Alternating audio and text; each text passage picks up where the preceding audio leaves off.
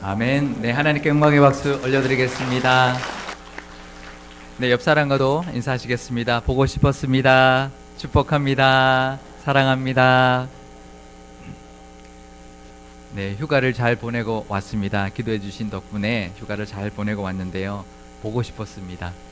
진심입니다. 한 주를 쉬고 왔는데요. 엄청 오래된 것 같아요. 엄청 오랜만에 뵙는 것 같은데요. 어디 놀러 갔다가 집에 오면 모든 사람이 공통적으로 깨닫는 게 있습니다. 뭐죠? 집이 제일 좋다. 제가 휴가 갔다 왔더니 우리 교회가 제일 좋은 것 같아요. 네, 믿으십시오. 진심입니다.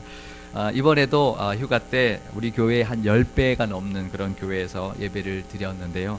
저희 교회 예배가 더 좋다라는 것을 느끼고 왔습니다. 찬양단이 이제 굉장히 많고 악기도 전문 세션들 전문가들이 이제 찬양단을 하고 찬양대도 엄청 인원이 많고요. 오케스트라도 있는데 예배의 집중이라든지 또 예배 분위기가 우리 교회가 더 좋다. 우리 교회가 정말 여기서 이렇게 계속 이렇게 자라간다면 정말 하나님이 기뻐 받으시는 예배를 드리는 그런 교회가 되겠구나라는 생각을 많이 하게 되었습니다. 교회 규모나 인원이 중요한 게 아니라 얼마나 우리가 정성을 다해 하나님께 예배하느냐, 또 예배학적으로 얼마나 잘 구성된 예배를 드리느냐가 더 중요하다는 것을 다시 한번 깨닫고 돌아왔습니다. 그래서 더 열심히 하도록 하겠습니다. 휴가 다녀와서 우리 교인들을 보고 싶었던 그 제 마음처럼 사도 바울도 1차 전도 여행을 다녀오고 난 다음에요. 1차 전도 여행 때 세웠던 그런 교회들을 다시 돌아보기 위해서 곧바로 2차 전도 여행을 떠났습니다. 그 세웠던 교회들을 다 돌아보고 난 뒤에 성령의 인도하심대로 마게도냐로 건너갔고요. 그때부터 유럽의 전도가 시작이 되었습니다. 그래서 2차 전도 여행은 사실은 초반에는 1차 전도 여행 때 세웠던 교회를 돌아보고 난 뒤에 2차 전도 여행의 어떻게 보면 중요한 부분은 유럽의 복음을 전하는 것, 유럽의 복음을 전해서 유럽의 교회가 생겨난 것이었습니다. 그래서 2차 전도 여행은 주로 유럽의 마게도냐 지방과 남쪽의 헬라 지방을 중심으로 전도가 집중이 되었고요. 그렇게 2차 전도 여행은 헬라 지역에서 배를 타고 아시아로 넘어와서 에베소에 도착했지만 잠시 머물렀다가 바로 예루살렘으로 배를 타고 돌아오면서 2차 전도 여행이 마무리가 되었습니다. 그래서 좀 아쉬웠어요. 에베소에 너무 잠깐만 있었기 때문에. 그래서 3차 전도 여행은 1차 전도 여행 때 세웠던 교회들을 다시 돌아보고 난 다음에 에베소에서 오랜 시간을 보내게 되었는데요. 이 에베소라는 도시가 지중해 연안에 있는 이제 안디옥, 지금 안디옥 교회가 있는 수리아 지역의 안디옥이라는 도시와 또 그 남쪽에 있는 아프리카의 애굽의 알렉산드리아라는 도시와 함께 지중해 연안의 3대 도시라고 불릴 만큼 소아시아 지역에서 가장 큰 도시였습니다. 교통과 문화의 중심지였고요.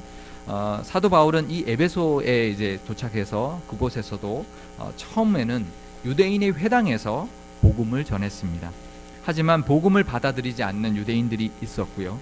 기독교를 사람들 앞에서 비방하는 사람들이 나타나게 되었습니다. 사도행전 19장 9절 말씀을 제가 읽어드리겠습니다. 어떤 사람들은 마음이 굳어 순종하지 않고 무리 앞에서 이 도를 비방하거늘 바울이 그들을 떠나 제자들을 따로 세우고 두란노 서원에서 날마다 강론하니라. 그러니까 결국 사도 바울은 사역의 방향을 전환할 수밖에 없었습니다. 복음 전파하는 사역을 보다는 3차 전도 여행에서는 예수님을 믿게 된 사람들을 따로 훈련하는 말씀 사역에 집중하게 되었고요. 그 장소가 바로 두란노 소원이었습니다. 그 두란노 소원에서 2년 동안 말씀 훈련을 했는데요. 제가 사진을 하나 준비해 왔습니다. 이 사진이 셀수스 도서관이라는 그 터키 이제 에베소 지역에 있는 도서관 유적인데요. 학자들에 따라서 두란노 소원이 과연 어딜까라는 그 의견이 좀 엇갈립니다. 주로 이제 고고학을 중심으로 연구하는 성서학자들은 지금 에베소에 유적으로 남아있는 이 셀수스 도서관이 그 두란노 소원이었을 것이다 라고 보고 있는 학자들이 있는데요. 그래서 우리 터키 지역으로 성지 순례를 가면 꼭 빠뜨리지 않고 들리는 곳이 바로 이 셀수스 도서관인데 굉장히 아름답게 원형도 잘 보존되어 있습니다. 그런데 성서학을 중심으로 이제 연구하는 학자들은 여기에 의문을 갖고 있습니다. 왜냐하면 유대인들을 피해서, 방해를 피해서 두란노 소원에서 말씀을 가르쳤던 것인데, 이런 그 두란노 소원이 셀수스 도서관 같은 이런 공공장소였다면 유대인들의 방해 없이 어떻게 2년 동안 말씀 훈련을 시킬 수 있었을까라는 것에 의문을 갖게 되었습니다. 그래서 어떤 학자들은 이제 두란노 소원은 스콜레 투란누라는 그 원어를 쓰는데요. 그러니까 스콜레는 이제 스쿨이라는 뜻이죠. 그래서 두란노의 이제 스쿨, 두란노 학당, 두란노 학교 이렇게 이제 부를 수가 있어서요. 두란노라는 헬라 철학자의 이름을 딴 개인 소유의 철학 강연장 같은 곳이었을 가능성이 더 높다라고 보고 있습니다. 사실 저도 오늘 이 말씀을 준비하기 전에는, 이 설교 말씀을 준비하기 전에는 두란노 소원이라는 곳이 예수님을 믿는 사람들을 위한 전용 교육 공간이었을 것이라고 막연히 생각하고 있었는데요. 그런데 알고 봤더니 그것이 아니었습니다. 그 두란노 소원은 일반 헬라 철학을 강연했던 철학 강연장이었고요. 사도 바울이 그곳을 임대해서 사용했다는 것을 이번에 처음으로 저도 알게 되었습니다. 성경은 그 원본이 다 남아있지 않습니다. 성경이 보면 그게 하나님의 그 섭리 중에 하나인데요. 원본이 하나도 남아있는 게 없고요. 다 사본들만 남아있습니다. 아마 원본이 남아있다면 좀 우상시 될 수 있을 것 같아서 그랬는지 사본들밖에 남아있지 않는데요. 이 사도행전도 사본이 여러 가지가 있는데 그 중에서 베자 사본이라는 그 사본에는 오늘 읽었던 사도행전 19장 9절 말씀 끝부분에 사도 바울이 두란노 소원에서 말씀 훈련을 했던 시간이 기록되어 있습니다. 요즘 시간으로 이제 환산을 해보면 오전 11시부터 오후 4시까지 말씀 훈련을 했다라고 기록되어 있는데요. 근데 그 시간이 어떤 시간이냐면 에베소 사람들이 낮잠을 자는 시간이었습니다. 더운 지역이기 때문에 낮잠을 잤는데요. 그러니 그 시간에는 헬라 철학 강의가 없었고요. 그렇기 때문에 그 장소를 저렴하게거나 아니면 아주 수월하게 그 두란노 소원을 사용할 수 있었을 것입니다. 그뿐이 아니고요. 그 훈련을 받으러 온 사람들의 입장에서는 오전에 일을 하고 오후 일을 하기 전에 낮잠을 자야 하는, 쉬어야 하는 그 시간이었는데 말씀 훈련을 받으러 왔다는 것입니다. 그것도 5시간 동안 쉬는 시간을 완전히 말씀 훈련으로 보냈다는 것이고요. 그것도 2년 동안 매일매일 말씀 훈련을 받았다는 것입니다. 그러고 보면 사도 바울의 열정도 대단했지만 그에 못지않게 초대교회의 교인들의 말씀 훈련에 대한 갈급함과 열정도 대단했다는 것을 우리가 알 수 있습니다. 우리나라 기독교 초창기에도 보면 한 교회에서 말씀 사경회를 하면 정말 그 지역에 있는, 주변에 있는 많은 그 사람들이, 주변에 있는 멀리 떨어져 있는 그런 교인들까지도 엄청 오랜 시간 동안 걸어와서 몇 날 며칠 동안 먹고 자고 하면서 하루 종일 말씀을 들었다는 그런 기록이 나와 있는데요. 그런 모습과 아주 흡사한 모습이었다라고 볼 수가 있는 것입니다. 사도행전 19장 10절 말씀을 제가 읽어드리겠습니다. 2해 동안 이같이 하니 아시아에 사는 자는 유대인이나 헬라인이나 다 주의 말씀을 듣더라. 근데 이 10절을 보면 아시아에 사는 유대인이나 헬라인이 다 이 주님의 말씀, 하나님의 말씀을 들었다라고 기록해주고 있습니다. 이것은 이 말씀 훈련이 단순히 에베소 도시에 있는 사람들만 받았다는 것이 아니라는 것입니다. 아시아에 사는, 소아시아를 말을 하는데요. 아시아에 사는 믿는 사람들이 다 에베소 이 도시에 와서 말씀을 듣고 훈련을 받았다라는 뜻입니다. 두란노 소원에서 말씀 훈련을 했던 2년 동안에 요한계시록에 나오는 그 소아시아의 7교회가 모두 세워졌다라고 보고 있는데요. 제가 지도를 준비해 왔습니다. 지도에 이제 보시면 아시아라고 왼쪽에 이제 쓰여 있죠. 파란 글씨로 쓰여 있는데 이 소아시아를 의미하고요. 이 소아시아의 남쪽에 에베소 도시가 있고 이 에베소를 중심으로 이제 사대, 서마나, 보가모, 두아디라, 빌라델피아, 라오디게아 이 7교회가 세워졌다는 것입니다. 그러니까 이 두란노 소원은 단순히 에베소 지역만을 위한 훈련의 장소가 아니라 소아시아 지역 전체의 전도와 또 양육을 위한 전진기지 같은 역할을 했다라는 것을 우리가 알 수가 있습니다. 그리고 그 말씀 훈련의 힘이 점점 2년 동안 하는 동안 점점 나타나기 시작을 했는데요. 사도행전 19장 19절에서 20절 말씀은 우리 함께 읽어보도록 하겠습니다. 또 마술을 행하던 많은 사람이 그 책을 모아 가지고 와서 모든 사람 앞에서 불사르니 그 책 값을 계산한즉 은 5만이나 되더라. 이와 같이 주의 말씀이 힘이 있어 흥왕하여 세력을 얻으니라. 아멘. 이 두란노 서원에서의 말씀 사역으로 말씀이 흥왕했고요, 믿는 자의 수가 늘어났습니다. 그뿐이 아니었습니다. 사람들이 그 지역에, 그 소아시아 그 지역이 우상이 많았기 때문에 집집마다 점칠 때 쓰는 책들이 있었습니다. 이 마술책들이 있었는데요, 사람들이 다 그걸 가지고 점을 치고 그랬는데요, 이제 말씀이 들어가기 시작하니까 그 책들을 더 이상 의지하지 않았다는 거죠. 그 책들을 모두 가지고 나와서 불을 태웠는데 그 책의 액수가, 그 책의 값어치가 은 5만이나 되었다라고 기록해주고 있습니다. 은 5만이 얼마나 되는지 아십니까? 50억 원 정도 됩니다. 책값으로 50억 원이면 얼마나 많을까요? 거의 그 지역에 있는 모든 사람들이 가지고 있었던 그 점치는 책들을 다 가지고 나와서 태웠다는 뜻입니다. 이것은 그들의 삶이 변화하기 시작했다는 뜻이죠. 그냥 예수님만 영접하는 것으로 끝난 것이 아니라 말씀의 훈련이 들어가고 말씀이 들어가기 시작하니까 이제 더 이상 점치지 않고 말씀으로 살았다는 것입니다. 이것이 바로 3차 전도 여행의 가장 큰 특징이었고 성과였습니다.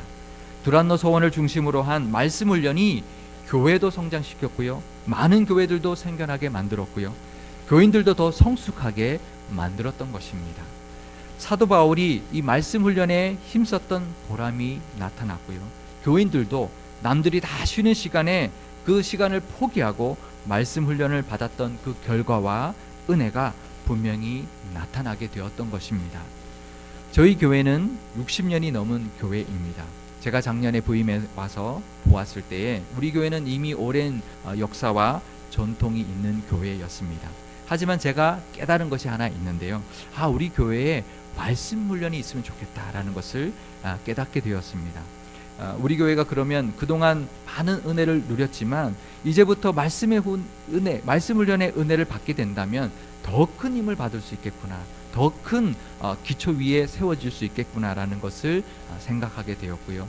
그래서 제가 작년에 부임하자마자 처음으로 한 것이 바로 바이블 아카데미를 개설한 것입니다. 바이블 아카데미를 영어로 하면 베이직이라고 하는데요. 왜 베이직일까요? 이걸 영어로 이제 제가 준비해 왔는데요. 바이블 아카데미 인 상일 철치의 첫 글자를 따면 베이직이 됩니다. 제가 이 말씀 훈련을 이제 만들면서 이름을 뭐라고 지을까 하나님 앞에 기도하는데요, 우리 교회의 첫 글자가 약자가 직이에요. 상일 철치니까 SIC인 거예요. 그래서 앞에 바이블 아카데미 BA를 붙이면 베이직이 되는구나. 베이직은 기본이라는 뜻인데, 이게 기본이 탄탄해지는 교회로 삼기 위해서 하나님 주신 이름이구나라는 것을 깨닫게 해주셔가지고 너무 감사했습니다. 참 좋은 이름이라고 생각이 들었는데요, 말씀 훈련이라는 그 기본을 다진다면 우리 교회가 더욱 힘을 얻고 흥왕하게 될 수 있겠다라는 그런 확신이 들었습니다. 우리 모두가 그 말씀 훈련을 통해서 더욱더 신앙이 다져지고 우리 교회가 그 말씀의 기초 위에 더욱더 굳건하게 세워지는 우리 교회가 되기를 축복합니다. 올해 들어와서는 시니어 대학을 개설했습니다. 시니어 대학의 이름도 시니어 성경대학이라고 성경이라는 그 단어를 넣었습니다.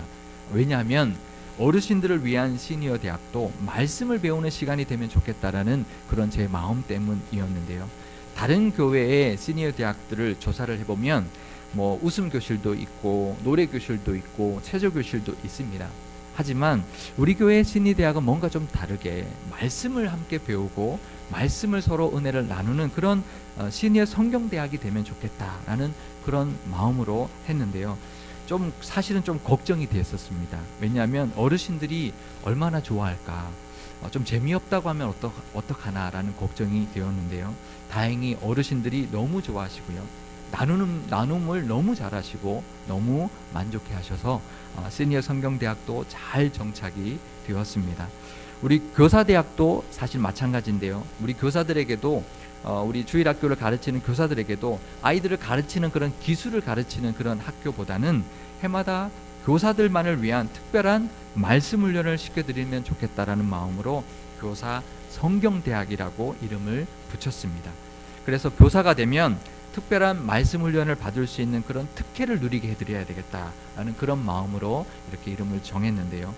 그래서 우리 교회의 모든 교육은 말씀 중심인 교회가 되면 좋겠다라는 그런 비전을 가지게 되었습니다.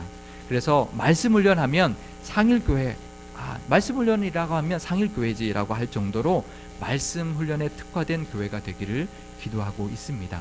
그러니 주일학교 아이들에게도 더 마찬가지겠죠. 유치부, 유년부, 또 초등부, 중등부, 고등부를 거쳐오면 말씀을 정말 체계적으로 배울 수 있는 그런 교육 시스템을 갖추고 말씀 중심의 교육 철학과 과정을 마련하려고 지금 노력하고 있습니다. 하지만 아직은 아쉽고 부족한 부분들이 분명히 있습니다. 이제 시작하는 단계이고요. 더 많은 경험과 체계가 잡혀가야 할 것입니다. 하지만 이 말씀 훈련의 비전을 위해서 기도해 주실 수 있기를 부탁드립니다. 그래서 우리 말씀의 훈련이 우리 교회에 잘 정착이 되어서 말씀의 그 능력이 나타나는 우리 교회가 되실 수 있기를 축복합니다. 그런데 제가 참 안타까운 것이 있습니다. 그것은 뭐냐면 우리 교회에 교육자의 수가 아직은 많지 않아서요. 더 다양한 과목을 학기마다 개설하지 못하는 것입니다. 이번 휴가 때 다녀온 교회는 부러운 것이 바로 그거였는데요. 교육자 수가 많으니까 매 학기마다 봄 학기에는 신약 과목이 다 개설돼요. 가을 학기는 구약 과목이 다 개설되는 거예요. 그래서 성도님들이 이번에는 창세기 듣고 싶으면 창세기 듣고요. 이번에 선지서 듣고 싶으면 선지서를 듣고 그냥 선택해서 그냥 들으면 되는 거예요. 모든 과목이 다 개설이 되니까 너무 부럽더라고요. 하지만 우리 교회도 이 말씀 훈련이 계속해 나간다면 아직은 부족하지만 우리 목사님들도 아주 전문 강사가 지금은 아니어도 점점 더 그 말씀 훈련에 그 가르치는 것의 깊이와 세련미를 더해갈 것이고요. 또 교육자 수도 조금씩 늘어가면서 더 많은 과목도 개설할 수 있게 될 것이고 더 많은 교인들이 말씀 훈련에 더 다양한 시간대에 들을 수 있게 될 것입니다. 그렇게 될 수 있기를 축복합니다. 저는 초대교회가 누렸던 이 두란노 소원의 말씀 훈련의 은혜가 우리 교회에도 가득해지기를 기도하고 있습니다. 그런데 오늘 이 말씀처럼 분명히 우리가 감당해야 될 부분도 있습니다. 그것은 우리 성도님들이 시간을 내주셔야 합니다.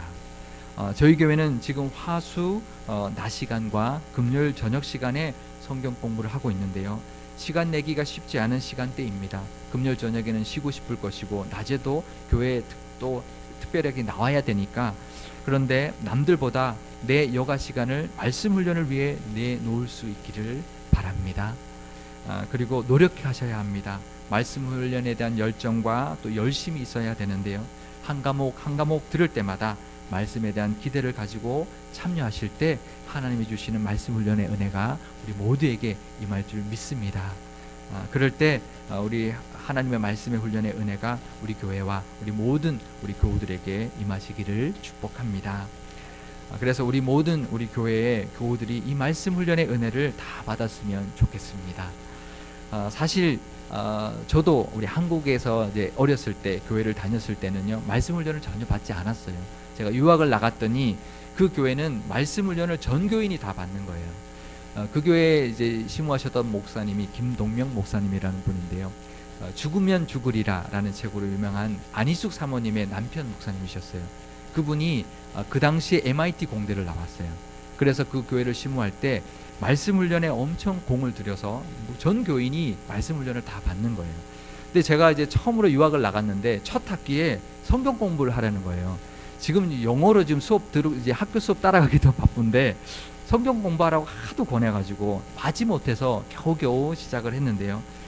그때부터 시작했던 그 성경 공부가 매 학기마다 그 이제 배우는 성경 공부로 이어졌고요. 점점 말씀을 알아가는 재미, 말씀이 참 좋구나. 말씀을 배우는 것이 이렇게 재밌고 즐겁구나라는 것을 깨닫게 되었고 은혜도 참 많이 받았습니다.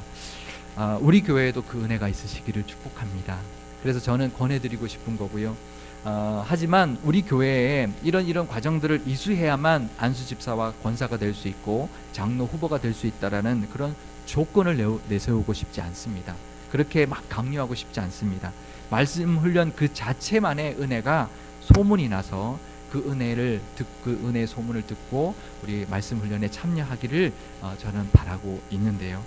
이 두란노 서원의 말씀 훈련의 은혜가 우리 교회에도 가득하여서 말씀이 흥황하고 말씀의 힘으로 부흥하고 말씀 위에 더 굳건하게 세워지는 우리 교회가 되기를 축복합니다.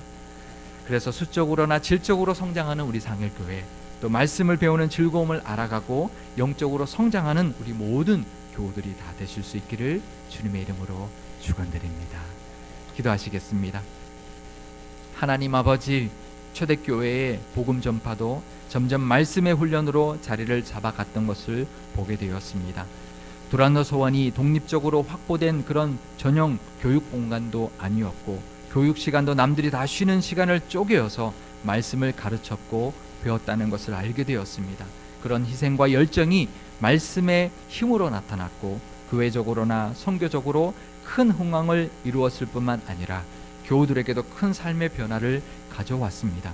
우리 교회도 이런 말씀 훈련의 비전을 주셨으니 이제 60년 전통의 저력 위에 말씀 훈련의 은혜를 더하여 주옵소서. 우리 교회가 다른 것보다 말씀 훈련으로 본이 되는 교회가 되게 하여 주시고 말씀이라는 기본기가 튼튼한 교회가 되어서 한국 교회에 좋은 영향력을 끼치는 교회가 되게 하여 주옵소서. 우리 모든 교우에게도 이 말씀의 은혜가 있게 하여 주시고 말씀을 알아가는 즐거움과 말씀의 깊이를 더해가는 성장도 충만케 허락